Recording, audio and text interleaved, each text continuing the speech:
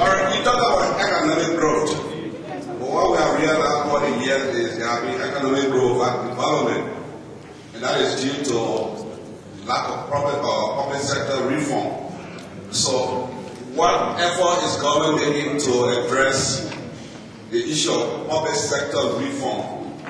And I realized about 80% of working adults in Liberia are structurally unemployed right now, meaning they don't have a career, and Liberia has a whole lot to do in terms of development. What is government doing to prepare those people so that you can have carpenter, mason, electrician, so that the development that we have as a challenge can be addressed by these people? Good evening, my name is Deputy Co-Class Lawyer, and my question is directed to the Honorable Brother Amaram Kone. Spoke about the private sector encouraging Liberians in the diaspora to go back and offer the services in the private sector to regenerate the economy. I think that's a brilliant idea, and you mentioned that Liberians don't know how to write business plans. And that's a serious issue, and we all laughed about it. And the open secret is that a lot of the common Americans don't know how to write business plans either. But however, they have in places here in various parts in many cities, small business administration. And I'm wondering if we have or are planning on having such an entity in Liberia so that those who have the passion, have the resources, have the mind and the goal to run a small business, if they would be able to get some resources from on the ground, whether it's from the government or another private sector, to help them with that business plan. My name is Francis Gibbs. The first issue that just happened is we are in Minnesota, we have lots of moderators. And when we're on the East Coast, I brought my big brother to be the moderator here. And we are talking about capacity building that goes to Mr. Amara. How do you address that? That's a very good question. The question I have is, you are talking about privatization. I've been very concerned about the nature of privatization in Liberia. And the example of telecom, to me, was more of allowing people to hijack the Liberian Economic Forum with respect to telecom and give it to foreigners. So telecom was not really privatized. Instead, telecom was sank, and their market was given to other people. Are you going to give the forum to foreigners, or are you going to privatize in the sense of privatization that we know in the United States? There is a joke about Liberia. Liberia are talking policy and implementing policy. So I want to appeal to you, our policy implementer, not only to come to policy, but implement the policy. Thank you. My name is Esther Dian for the record. This is not a question. I want to congratulate after watching the video and seeing the development that the government is making in Liberia, starting from the counties. I just want to congratulate you guys, and the government is doing a good job. It's just not saying things, but you are doing it, and I've seen it, so I just want to say congratulations.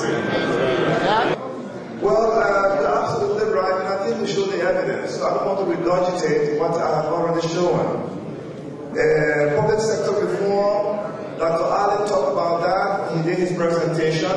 Some of the initiatives there.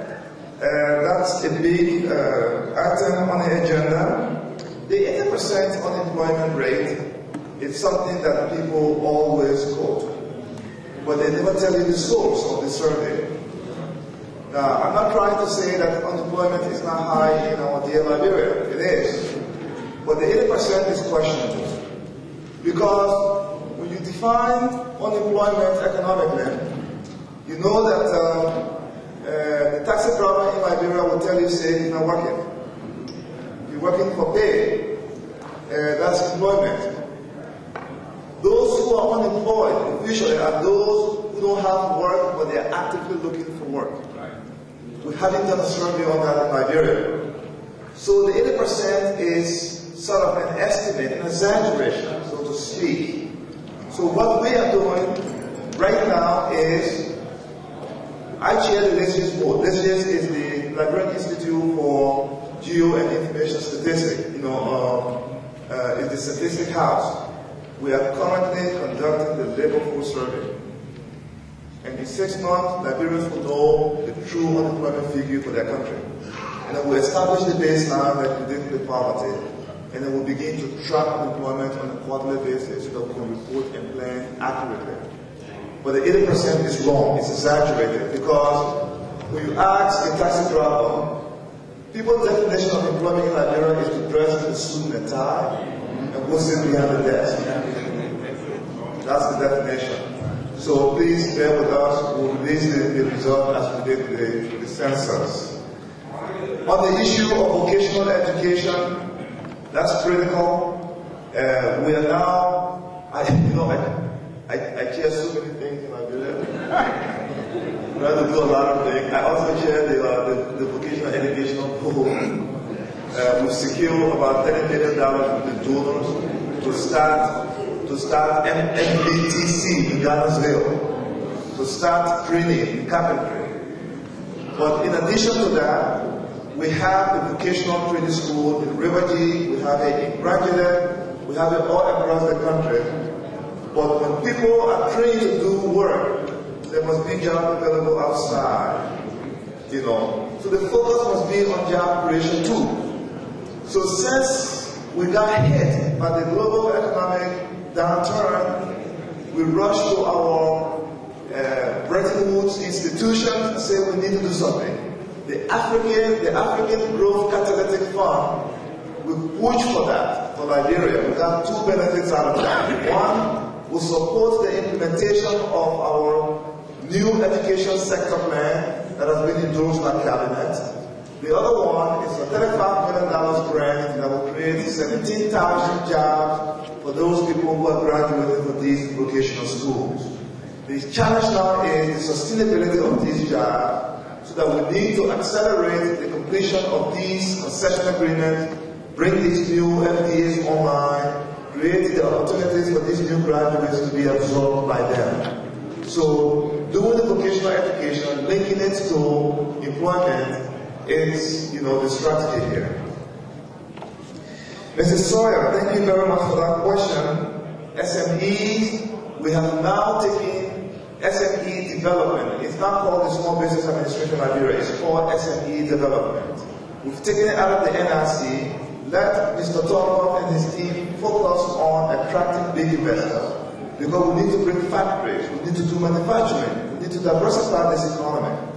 And then we took the small business aspect to formalize the huge informal sector and put it into commerce under our dynamic minister, Vieta Besto.